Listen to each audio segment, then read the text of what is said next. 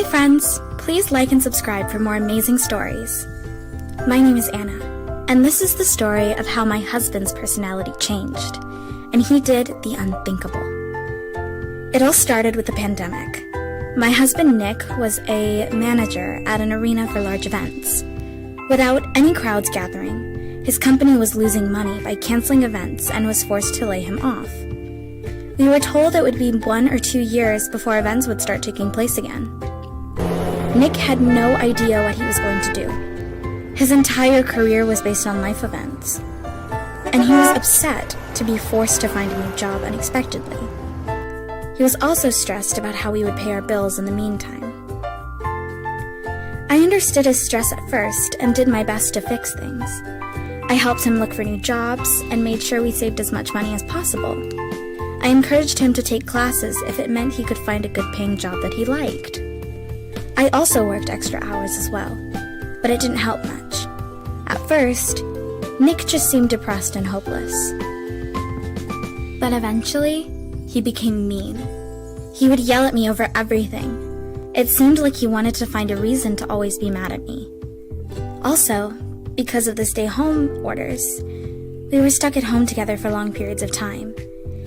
It seemed like everything I did bothered Nick, and only added to his unhappiness. It wasn't always like that. Nick used to be kind and attentive. He never used to seem annoyed when we spent a lot of time together, but his personality had changed so quickly. Especially one day when I accidentally burned our dinner, and he threw the plate of food at the wall.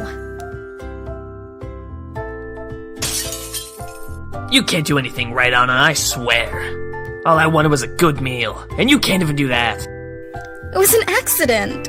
I didn't mean to. It was so unlike Nick to act like that. I couldn't understand how the stress was changing who he was. He was a stranger to me, and no longer the man I fell in love with. The next day, he received a call about another job rejection. They told him he wasn't qualified enough for the position. He instantly blamed me because I'd pushed him to apply for it and accept the interview. Another rejection, all because you made me apply for that job. I knew it wouldn't work out, and you didn't listen to me. Nick, I encouraged you to apply because I believed in you. You're a hard worker and a fast learner. I thought it wouldn't work out. I'm sorry. I've already told you, you can't do anything right, and I'm sick of it. Next, Nick did the unthinkable. His verbal abuse turned physical, and he struck me with his hands and then stormed off. I hid in the corner and cried, hoping he wouldn't return and do it again. Suddenly, there was a knock at the door. I hurried to open it, only to see my next-door neighbors, Robert and Jennifer, with worried looks on their faces. Anna, are you okay? Yeah, I'm okay. It's not a big deal. Jennifer and I think you need help. When I looked at Jennifer, she was on the phone. I was worried that she was calling the police and Nick was going to become even more upset and violent. But a small part of me hoped she was calling them, so that they did take him away and I wouldn't have to worry about getting hurt anymore. Thank you. I really appreciate it. I was so grateful for Robert and Jennifer. It really seemed like they cared for me and wanted me to be safe. But then, Nick came outside. What's going on out here? You need to mind your business. You are abusing your wife, and we aren't going to let that happen. I was so scared Nick might hit me again. But just in time, the police showed up. I relayed the story to them and told them how I no longer knew who he was, that he had become verbally abusive, and then it had turned physical. Robert and Jennifer also told the police about how they'd been hearing yelling recently.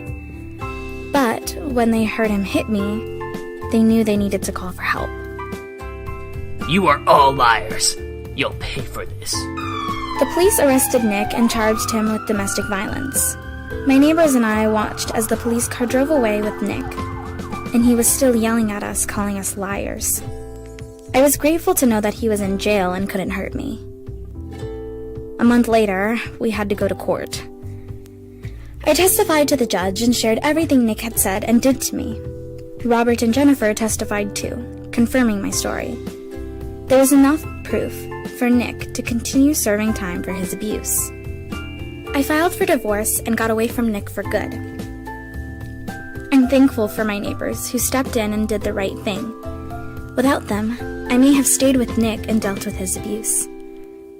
I would have been too scared to call the police on my own and feared that nobody would believe me. But thanks to Robert and Jennifer, my abuse didn't last any longer and I could move on with my life. Thanks for watching. Please like, share, and subscribe.